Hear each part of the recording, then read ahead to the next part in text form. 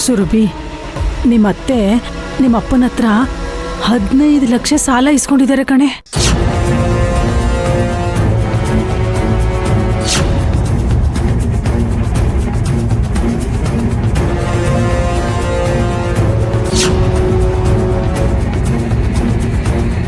$15 ಲಕ್ಷನ? ಹ್ಞೂ ಕಣೆ, 15 ಲಕ್ಷ ಅಂದ್ರೆ ಏನ್ ಕಡಿಮೆನಾ? ಯಾಕೆ ತಗೊಂಡ್ರು?